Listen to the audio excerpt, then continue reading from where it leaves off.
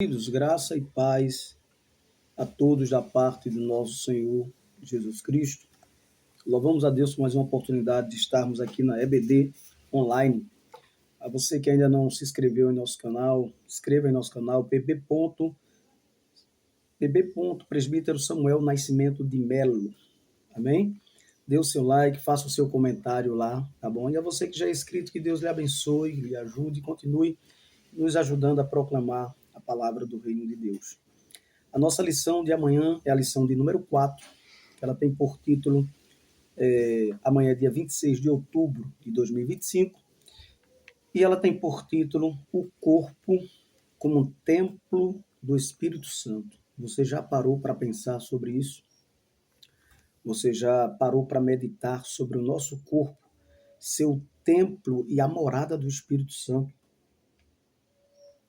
E aqui duas doutrinas vamos trabalhar fundamentais dentro da proposta. Uma delas não poderia ser outra que é dentro da soteriologia, que é a santificação, que cabe dentro da doutrina da soteriologia, a doutrina da salvação. E uma outra é a doutrina da graça. A gente vai ver a graça aqui em vários pontos, ainda que o comentarista ele não falou sobre isso, mas ela está inserida aqui nesta lição, né? O texto áureo nos diz assim: ou não sabeis que o nosso corpo é o templo do Espírito Santo, que habita em vós, proveniente de Deus, e que não sois de vós mesmos. 1 Coríntios, capítulo 6, e o verso de número 19. Essa lição ela é extraordinária, esse assunto é extraordinário, e a gente aprende muito com ele. A verdade prática nos diz assim: por ter consciência de que nosso corpo é a habitação do Espírito Santo, faz toda a diferença na maneira como o possuímos. Como você tem usado o seu corpo? Qual disciplina você tem dado ou não tem vivido nenhuma disciplina, né, a nível do uso do corpo? E aí a gente vai aprender um pouco sobre isso. A introdução da lição nos diz assim: na lição anterior vimos como o pecado afetou o corpo humano, trazendo sofrimento e morte.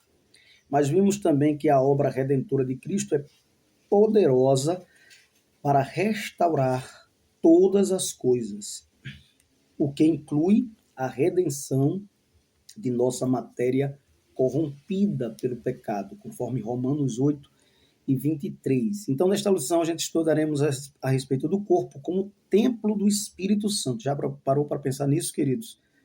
Né? Enfatizando sua importância e necessidade de cuidado, principalmente quanto à santificação. É o que eu falei, né? Que vamos aqui está sendo trabalhada a doutrina da santificação. Então, o primeiro tópico da nossa lição, a leitura bíblica em classe para quem não tem lição, está em 1 Coríntios, capítulo 6, verso 16 e 17, e capítulo 3, verso 16 e 17, e capítulo 6, versículo 15 ao 20. Então, escuta bem.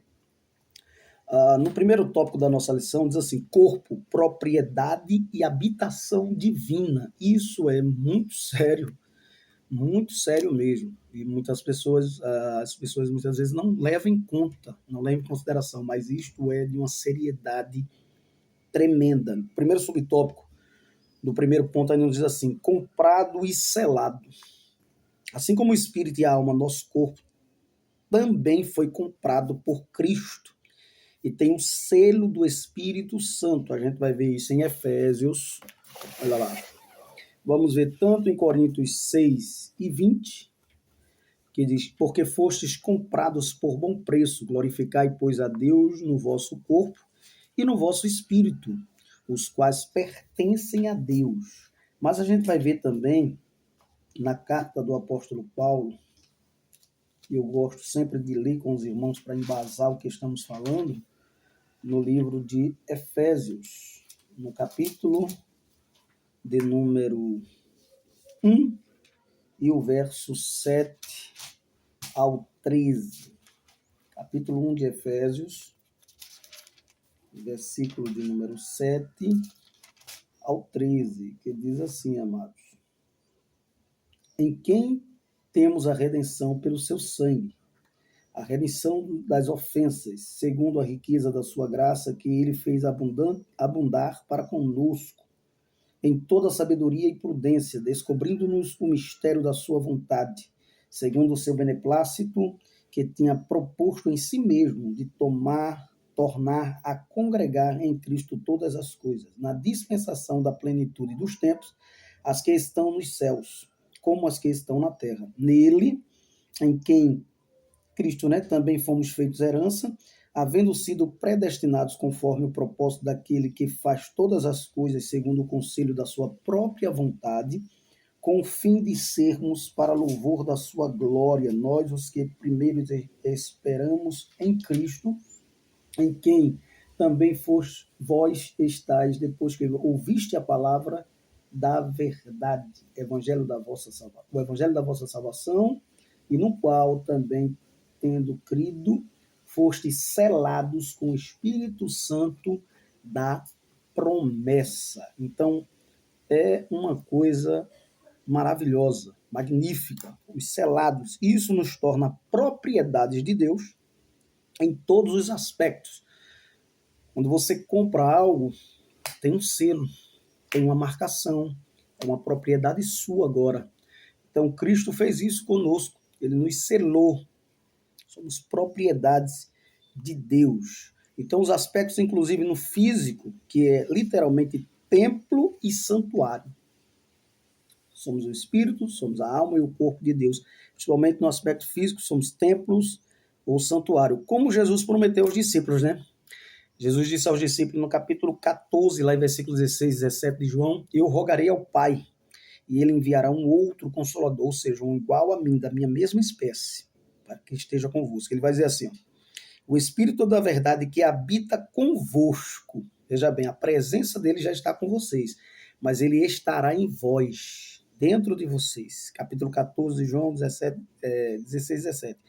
A expressão habita convosco e estará em vós indica dois estados distintos, Antes da morte de Jesus, da ressurreição, da cruz, os discípulos tinham a presença do Espírito com eles, Mas depois da passagem, depois passaram a tê-lo dentro deles, estará em vós, Pela experiência da regeneração, do novo nascimento.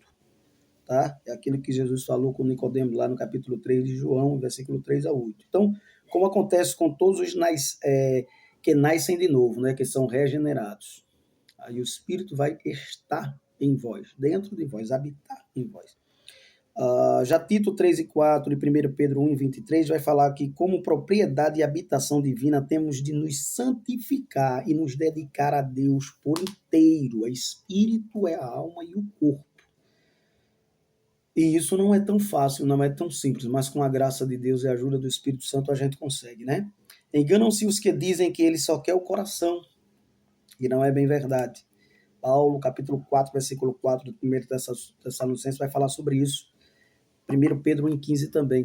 Ser santo como o Senhor é santo em toda maneira de viver. Então, no segundo subtópico do primeiro ponto, ainda nos diz assim, não sabeis vós, aí ele faz uma pergunta retórica, porque ele pergunta e ao mesmo tempo ele traz a resposta. Paulo aos Coríntios vai dizer, indica que apesar de ensinados, eles ainda faltavam-lhes uma compreensão maior espiritual, correta acerca da mordomia do corpo. Como você está usando o seu corpo? Jesus viveu 33 anos para que a gente vivesse a vida de Cristo. Em seus passos, o que faria Jesus, Então o apóstolo faz semelhante indagação, por 4 vezes ele faz aos Coríntios, lá, 1 Coríntios 3,16, 6, 15, 16, 19, porque os coríntios eles eram imaturos, eram carnais, certo? Por isso havia tantos pecados entre eles, que eles eram carnais, eram imaturos, e aí Paulo fala sobre essas questões. Havia discussões que visavam negar a necessidade de santificação corpórea, são sinais de imaturidade, carnalidade, inclusive as relativas ao vestuário. Né? A gente vai ver que depois do pecado de Adão e Eva, eles pegaram figueira, né? Se cobriram ali apenas as partes íntimas, e a gente vai ver que o próprio Deus vem depois e substitui por roupas de peles, denominando que o corpo, seja da mulher, seja do homem, não devem ser fragilmente coberto e ficar sujeito ou exposto, né? Como alguns pensam, não, meu corpo, minhas regras, ou meu corpo é bonito, é para ser mostrado mesmo, do jeito que eu queira, e não é bem assim. Quando a gente vai para a palavra de Deus, a gente vai ver que o padrão moral, segundo Deus, é mais elevado do que o nosso. Muito mais, tá? No terceiro subtópico do primeiro ponto ainda diz assim, propriedade e domínio. O detentor da propriedade deve ter também o domínio sobre essa propriedade. Não é bem verdade assim? Se eu sou o dono daquela propriedade, eu tenho um domínio sobre aquela propriedade. Não é isso? Então, Deus, ele tem um domínio sobre a nossa vida. Tá bom? Então, olha, se pertencemos ao Espírito, devemos viver sob o domínio do Espírito. Paulo vai dizer, né?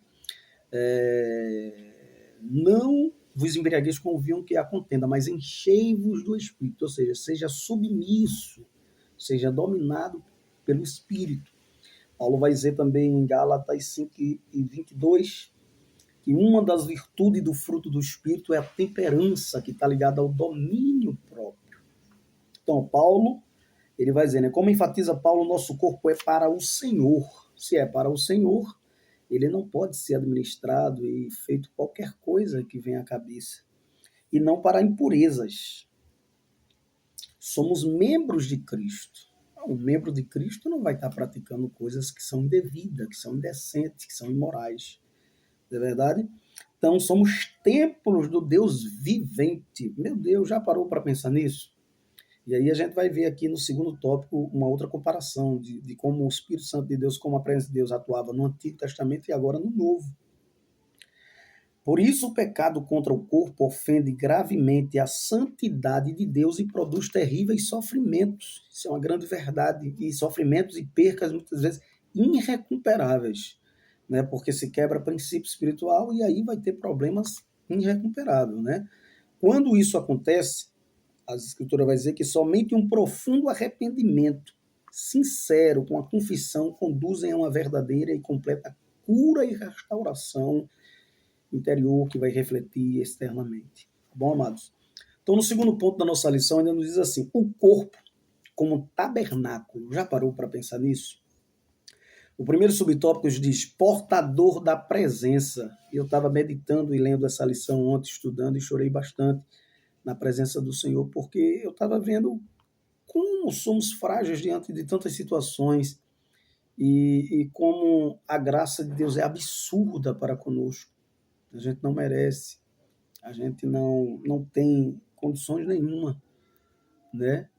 E Deus, ele dá essa condição tão tremenda que é quase impossível a gente, na ótica humana, não tem como entender esse absurdo da graça, do favor imerecido de Deus, de habitar dentro de nós. Quem somos nós para o Espírito Santo habitar dentro de nós? Então, uma das figuras aplicadas ao corpo no Novo Testamento é o tabernáculo.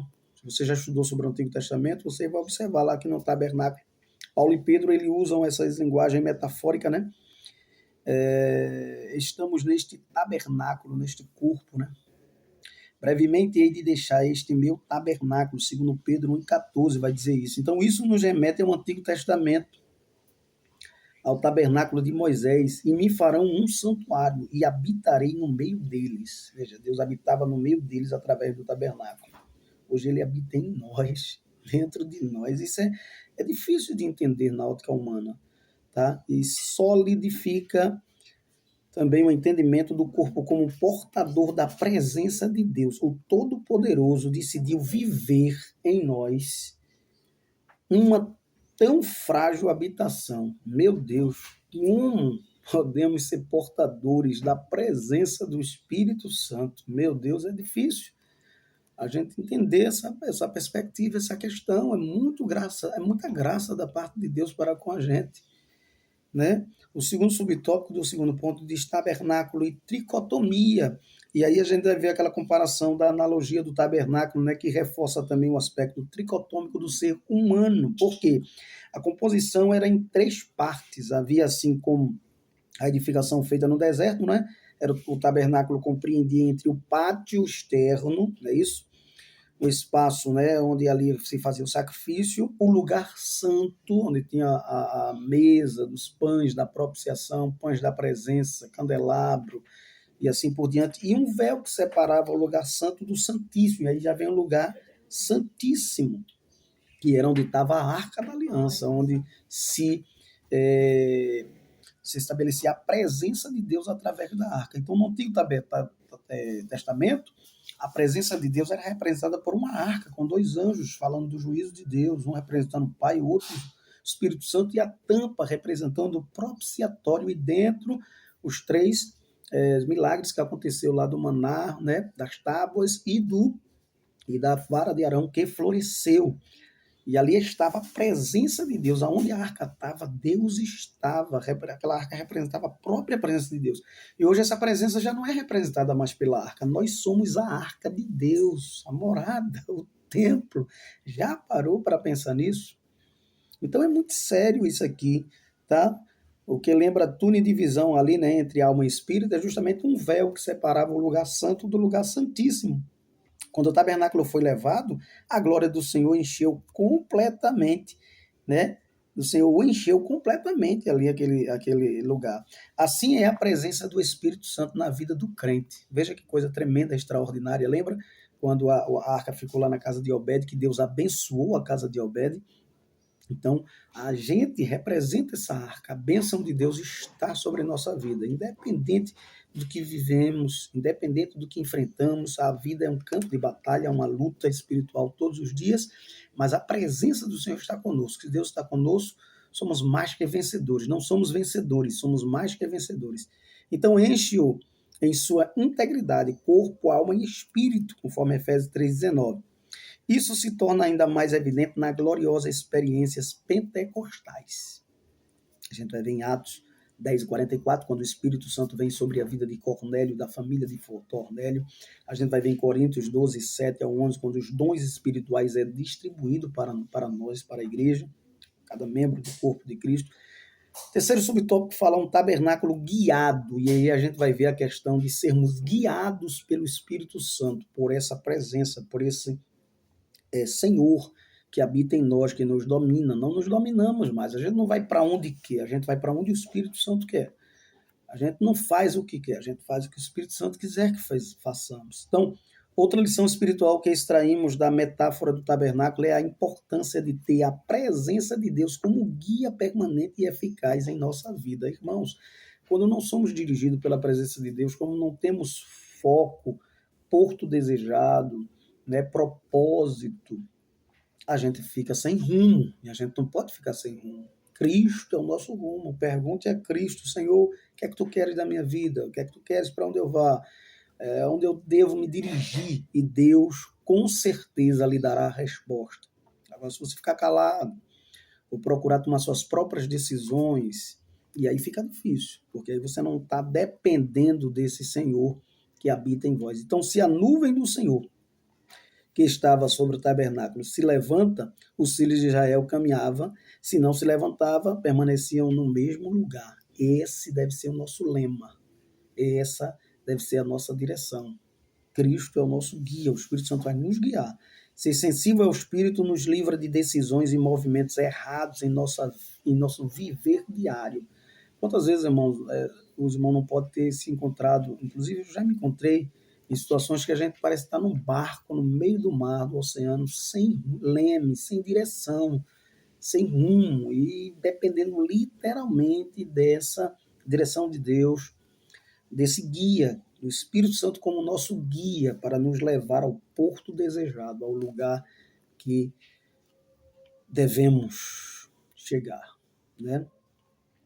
No terceiro tópico ainda da nossa lição, Sim, ainda no finalzinho aqui do terceiro subtópico, diz: é melhor seguir a nuvem, quer de dia, quer de noite.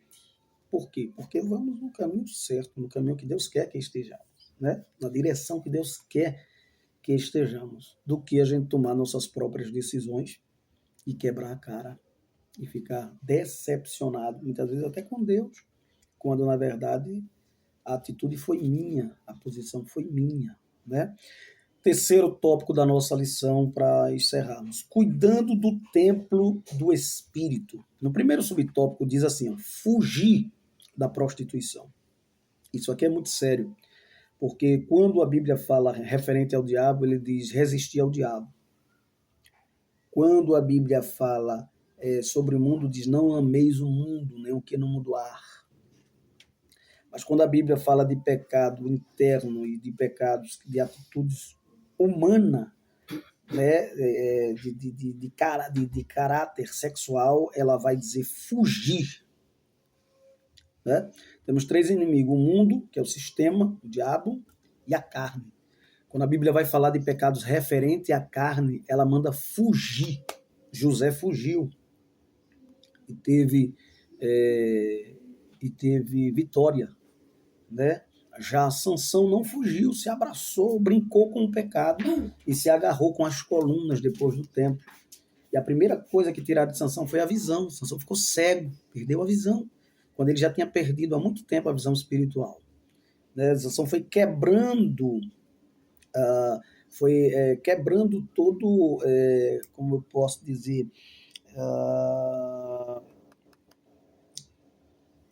pecando, quebrando todo o pacto, a aliança, o concerto que tinha de nazireísmo, né? Era nazireu, e foi pecando. Primeiro comeu mel lá, depois foi fazer uma outra coisa, deu uma festa com os demais jovens e se embriagou, e não poderia beber vinho, bebida forte, e assim por diante, até chegar no seu último grau, estágio de pecado. E agora foi humilhado, envergonhado. Por quê? Porque não fugiu da prostituição. Tá? O substantivo grego porneia, traduzido como prostituição em 1 Coríntios 6,18, tem um significado amplo, referindo-se à impureza sexual, tá? Imoralidade sexual, no sentido geral, né, toda a prática sexual fora do casamento está abarcada nesta expressão. Sexo antes do casamento está debaixo da ira de Deus e não debaixo da bênção. Só vai estar debaixo da bênção de Deus dentro da proposta do casamento. Amém, queridos? Então, ao usar o verbo fugir na voz ativa, peugo, fugir de ou para longe. Paulo aponta para a necessidade de ações concretas que nos ponham a salvo dos terríveis malefícios das impurezas sexuais, o que começa pelo cuidado com os olhos. Os olhos são a candeia do corpo, tá? O que vemos, como vemos, determina de nosso corpo. Determina se nosso corpo está cheio de luz ou cheio de treva. Se você está vendo coisas que vai lhe levar às trevas,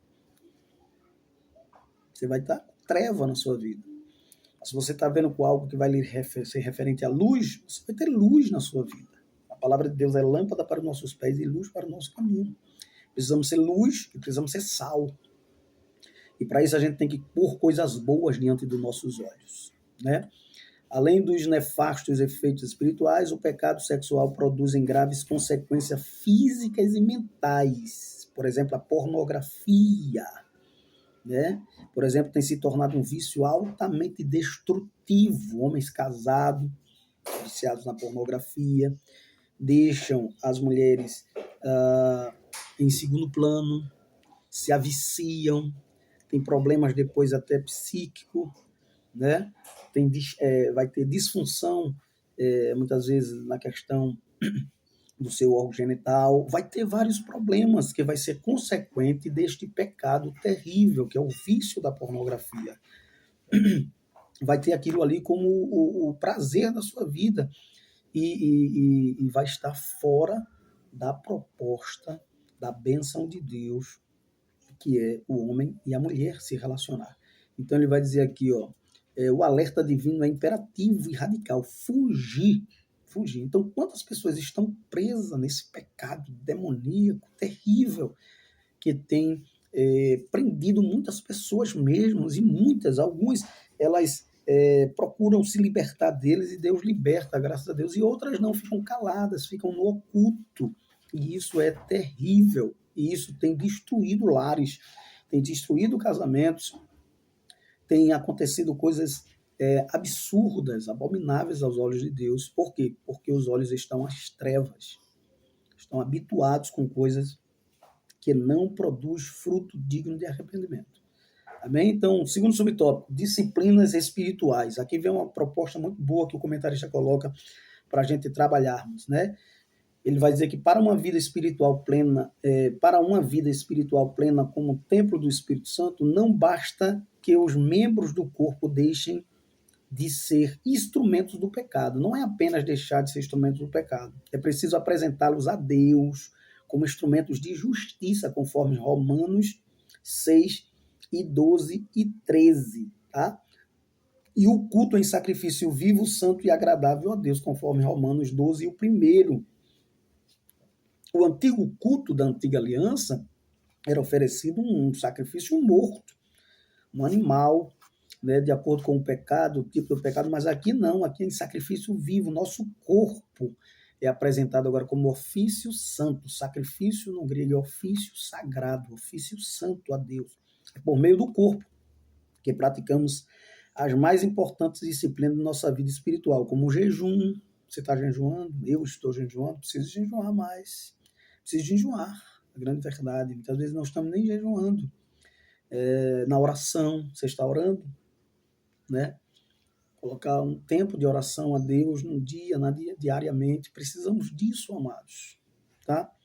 É fundamental para a nossa vida o estudo da palavra de Deus, que é o que estamos fazendo agora, que são fundamentais para uma contínua e fluente agência do Espírito de Deus em nosso interior, em nosso homem interior. Ele nos guia em toda a verdade, é o que João vai dizer, 16 e 13 de João, porque ele é o Espírito Santo da verdade. Tá? Produz em nós o seu fruto, conforme Gálatas 5 e 22. O fruto do Espírito é gerado em nós. Nos capacita para servir a Cristo, conforme Atos 4 e 31. Romanos 15, 18 e 19. E habita em nosso coração como penhor de nossa eterna redenção. Tem coisa melhor do que isso? Claro que não. Aqui passa tudo, mas na eternidade estaremos desfrutando todas as bênçãos do Senhor Jesus Cristo. Aqui é passageiro, é monótono, mas lá não. Lá é eterno, é para sempre, é com Deus, é com o Senhor. Amém? Então, no terceiro subtópico, do terceiro ponto, ainda nos diz assim, disciplinas corporais. E isso aqui também é de uma magnitude, de uma necessidade para os dias odiernos, de um tamanho significativo, tá? Eu acredito que seja uma das tarefas muito difícil que se tem. Muitos têm pecado nela, muitos mesmo. Dentre essas outras que falamos, mas essa aqui muitas pessoas têm pecado e de uma maneira omissa, né? É o pecado por omissão, quando deixa de fazer aquilo que é para fazer, né, e que deve ser feito. Olha, é um contrassenso ter o corpo como templo do Espírito Santo e tratá-lo sem o devido cuidado, respeito, tá? A nível da saúde do corpo. Dentre esses cuidados estão a qualidade, a quantidade e a qualidade de nossa alimentação. Como você está se alimentando? O que foi que você comeu hoje? O que é que você deve comer? E que quantidade se deve comer?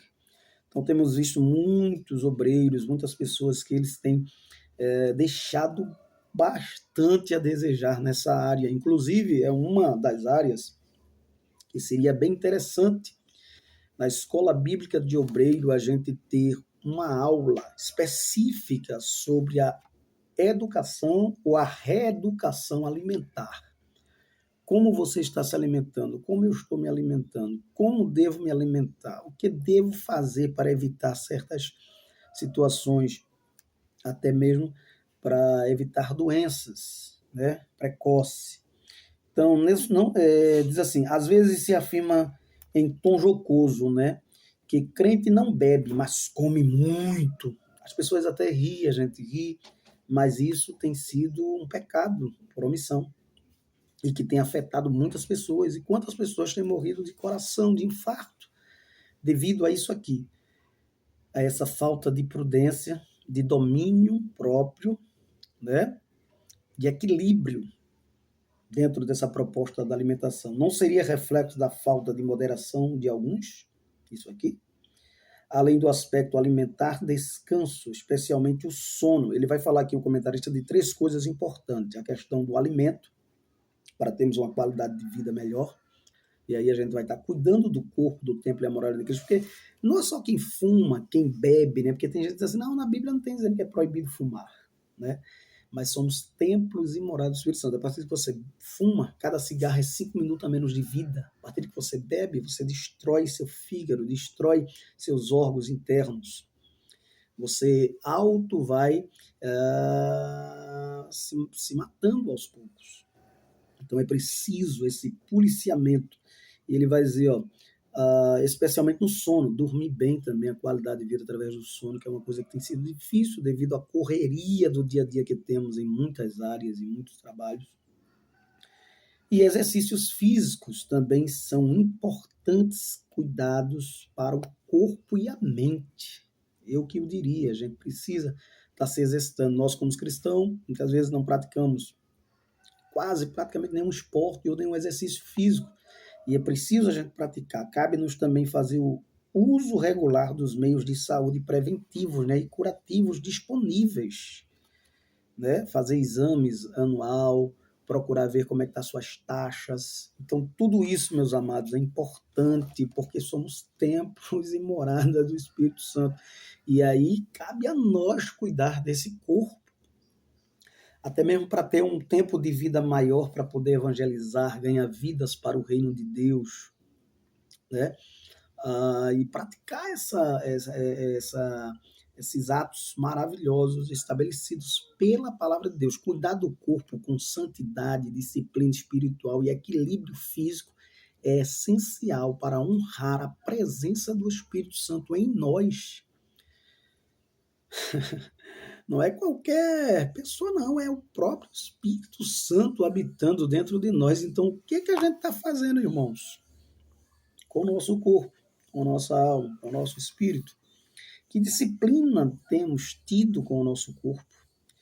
Aonde devemos melhorar nestas questões? Meu Deus, a coisa é tão séria. Por isso que eu digo, é o absurdo da graça, do favor de Deus, porque o Espírito Santo habita em nós, tão falhos, tão pequenos, muitas vezes tão inseguros. Mas que Deus nos ajude, que Deus nos abençoe, que Deus nos guarde e nos livre de todo mal, e que o Espírito Santo permaneça em vós, permaneça em mim, nos dirigindo, nos direcionando, nos orientando, nos dando sabedoria para que possamos vencer essas adversidades da vida, que têm sido muitas. Então, até o comentarista vai colocar um auxílio aqui bibliológico sobre a santidade do corpo, né? E ele vai dizer que este ensino a respeito da imoralidade sexual e das prostitutas era especialmente importante para a igreja coríntia, porque o templo da deusa do amor, que é chamada de Afrodite, né, ficava em Corinto. Esse templo empregava mais de 1.000 prostitutas como sacerdotisas, e o sexo era parte do ritual dessa adoração. Por isso que Paulo faz essa advertência tão séria sobre isso aqui, porque eles tinham prostitutas cultuais nesse templo aí. Então, queridos, concluindo a nossa lição, nos diz assim a conclusão: corpo e mente saudáveis nos tornam mais dispostos para adorar e servir a Deus. Com certeza, se eu estou com a minha mente saudável, se eu estou com o meu corpo saudável, eu vou pregar bem, eu vou ensinar bem, eu vou louvar bem, né? E com excelência. E Deus merece, o melhor é para Deus. Que vivamos de maneira sábia, equilibrada como um templo do Espírito, um elevado privilégio, fruto da graça de Deus em Cristo Jesus. Essa graça, ela é maravilhosa, viu? Então, irmãos, que Deus nos ajude, que Deus nos abençoe, que você tenha uma boa aula, interaja com seus alunos, faça pergunta, deixe eles fazerem pergunta, faça uma dinâmica entre eles, como eles estão usando o corpo, como deve usar, né? Como deveriam usar, como deve usar e que maneira melhor de se fazer isso, tá? A próxima lição será a lição número 5, que vai ter por título a alma, a natureza imaterial do ser humano. Você não pode perder. Amém? Que Deus nos abençoe, que Deus nos guarde e nos livre de todo o mal. O importante é que eu diminua e que ele cresça. E lembre-se disso, só entre em algum recinto se Cristo entrar com você. E só converse algo se ele puder participar. Pai, te louvamos por esta oportunidade ímpar, oportuna, de falar do teu amor, Deus, e ensinar a tua palavra da melhor maneira possível, Pai, para que teus filhos possam aplicar no seu coração, no seu dia a dia. Que a graça do nosso Senhor e Salvador Jesus Cristo, o amor de Deus e a comunhão do Espírito Santo permaneça com todos, agora e sempre. Todos dizem amém. Continueis orando por mim, por minha esposa, minha filha, minha família, tá? E até a próxima, em nome do Senhor Jesus. Deus abençoe a todos. Se inscreva no nosso canal pb.samuel Nascimento de Melo.